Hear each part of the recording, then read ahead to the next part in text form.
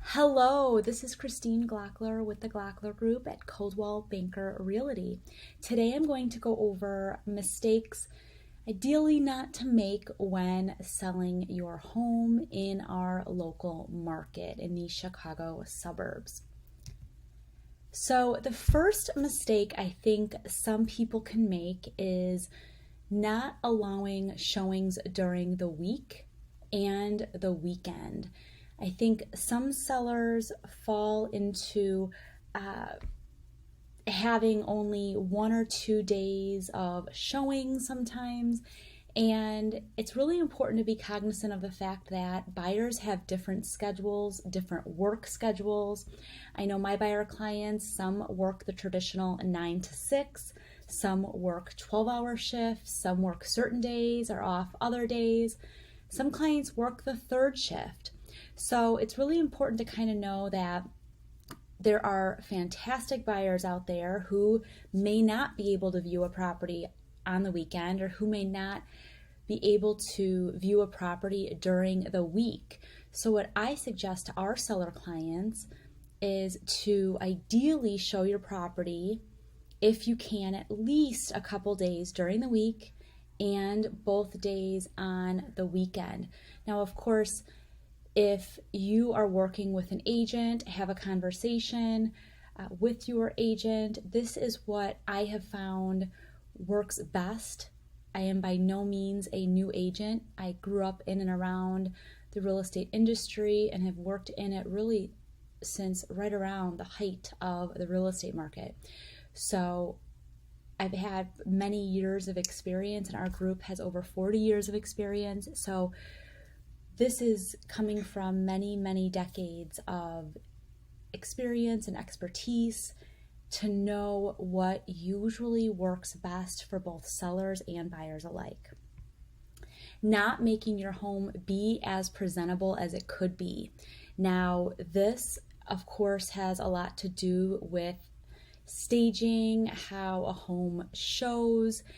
There are some mistakes that sellers make that I think the seller has good intentions, but can be a turnoff to buyers, such as using those plugins throughout the home to kind of mask anything in the home, having a lot of artificial fragrances, having a lot of clutter in the home. It's a fine balance between making sure that the home looks warm and cozy versus having too much furniture or too many items. So that's something to consider as well. We really help our seller clients and buyer clients throughout the entire process. So we go over what items should be put away. You never really, as a seller, want to have any identifying information in your property, any mail, prescriptions, jewelry, anything with your name, or sometimes people will have rooms that have their child's name or a child's information and details in the room. You do not want to ideally have that. You want to remove identifying and personal information, have your home be as presentable as it could be. Additionally, when showing your home, as a seller, you are able to say, okay, I require or I want buyers to remove shoes, to wear shoe covers. And your agent, if you're working with an agent, if you're working with us, we provide shoe covers. That is completely understandable. If, as a seller, you want people to remove shoes, it is a courtesy in our local market to then, we as agents provide shoe covers as an option as well. And of course, keeping the inside of your home as clean and tidy as it could be, dusting the fans, the vents, dusting throughout your home, vacuuming, etc. It really can make a great first impression. And keep in mind, majority of home buyers start their search online, and you really have, in a lot of cases, one chance to make a great first impression, so keep that in mind. Now, along those lines, you want to focus on curb appeal, how your home looks from the outside. You want to rake up any leaves, make sure the grass is cut, the snow is removed, And along those lines as well, if it is snowy or rainy or icy out, you want to make sure that there is a clear path to your home, and ideally you want to have a rug right inside the door.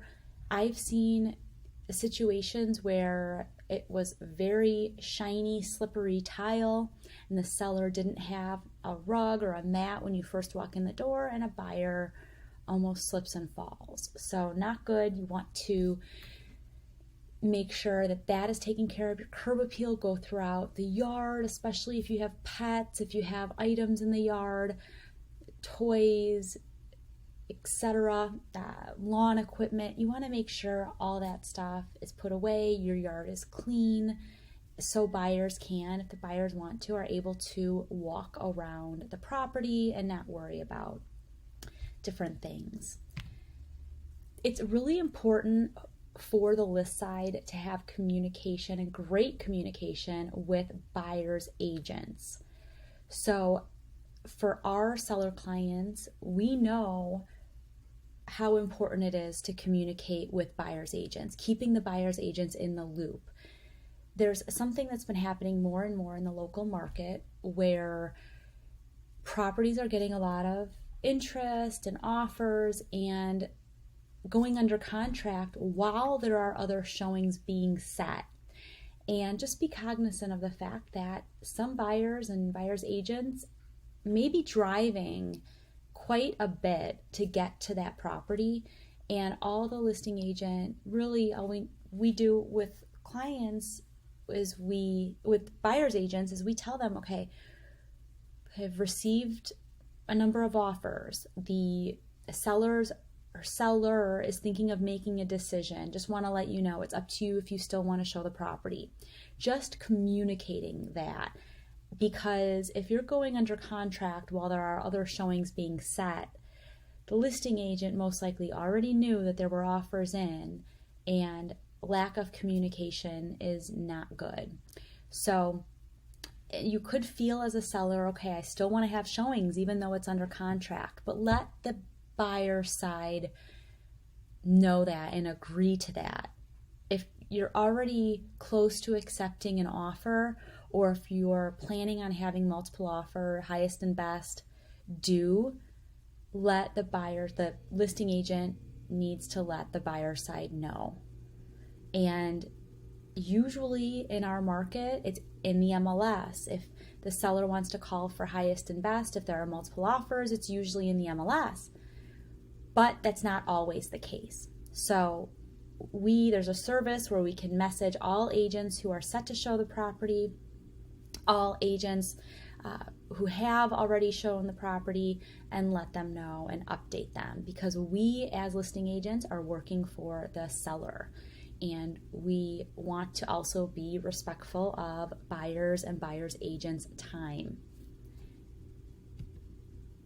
So something that is not ideal is calling for highest and best on a holiday or a Sunday morning.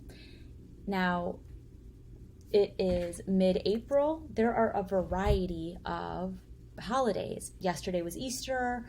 It's currently, Passover, and etc. So it's not ideal for a seller to call for highest and best if there are multiple offers on a holiday or a Sunday morning. As a courtesy to buyers agents, to buyers, let people, if it's a major holiday, or if a buyer's agent says, okay, my client's going to write, but it's a holiday for them tomorrow, am I able to submit an offer the next day? It really should be done that way. And I personally do not feel it is a good idea for there to ever be a highest and best due on a Sunday morning. Part of the reason for what I mentioned previously about buyers' schedules, buyers, a lot of times people Saturday, if they are off work, are running errands, doing things. Sometimes Sunday morning, people are going to service or going to church or doing other things, spending time with family, and there are some buyers that may not be able to view a property until Sunday afternoon. So while I think the best strategy and tactic is to call for highest and best during the week, so if you want to have showings Thursday, Friday, Saturday, Sunday, call for highest and best, say Monday morning. Sometimes people feel, okay, if I do Sunday morning, it gives time for the sellers to review an offer, and then I can get everything to the attorney and the lender Monday morning. But in reality, it's in our contract that business days are Monday through Friday. It really doesn't make that much of a difference if an offer gets sent over so they have it at 8 in the morning Monday, or if they have it at noon on Monday. So that's really what I suggest is don't call for highest and best if there's multiple offers on a holiday or a Sunday morning. Call for it Monday morning or during the week at another time. That usually works out a lot better. And by calling for highest and best on a holiday or Sunday morning, a lot of buyers aren't happy about that, and buyers' agents aren't happy about that. Be cognizant of people's schedules as well. So a mistake that sometimes I think I see people make in the local market is going with the highest offer, but it's not necessarily the best offer. And we go over all of this with our seller clients and buyer clients. We have a very high offer winning percentage for our buyer clients. I know this time last year we had, in a very short time, 11 multiple offer wins for our buyer clients. So we educate our buyer clients on ways to win multiple offers, increase chance of winning a multiple offer situation, and going over all the intricacies of multiple offers with our seller clients.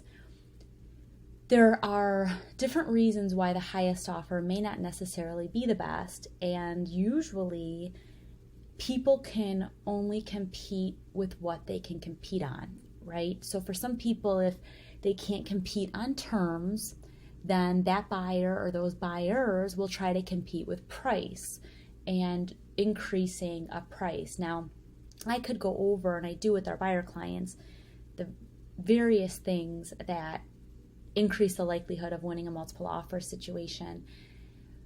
And there are a number of terms in the contract that most of our seller clients know about and ideally look for with offers.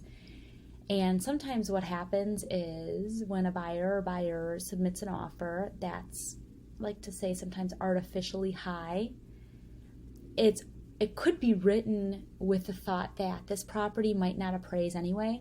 So let's just offer this high price, and then if it doesn't appraise, we'll renegotiate anyway, or the seller will probably have to sell it for an appraised value.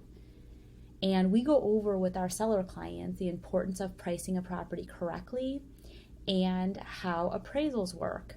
And sometimes appraisers will say, well, if the property was worth X plus 20,000 or 40,000, why wasn't it listed at that price? And it's not uncommon now for properties in the local market to have more of an appraisal issue than the previous years because prices are going up, multiple offers are increasing listing prices, etc. So what we educate seller clients on is looking at the best offer that has the terms that are most important to the seller with the price that works for the seller as well. And when I am showing buyer clients and writing offers, I don't assume that the listing side, that the seller wants highest offer and the shortest close, because that's not always the case. Some sellers need time in order to find another property, or some sellers need time to close on a property and may need a rent back.